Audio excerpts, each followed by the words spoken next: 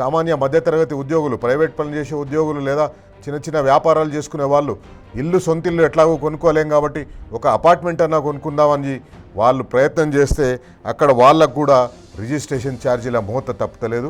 3 లక్షల రూపాయలు, 50 లక్షల విలువైన ఫ్లాట్ 3 లక్షల రూపాయల రిజిస్ట్రేషన్ ఇప్పుడు చెల్లిస్తే రేపటి నుంచి 3,90,000 రూపాయలు వాళ్ళు చెల్లించవలసిన అవసరం ఉంది.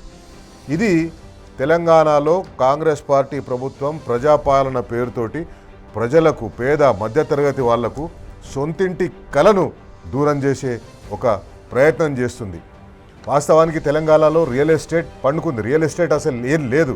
అపార్ట్మెంట్లు కట్టలేక, కట్టిన అపార్ట్మెంట్లు అమ్మలేక, మార్కెట్ లేక ఆ రంగాన్ని నమ్ముకొని కొన్ని లక్షలాది మంది పనిచేసేవాళ్ళు, మార్కెటింగ్ విభాగంలో కానివ్వండి, లేకపోతే అక్కడ లేఅవుట్లు వేసేవాళ్ళు, రోజువారీ కూలీలు, టాపీ మేస్త్రీలు, వీళ్ళందరూ కూడా పనిచేసేవాళ్ళు.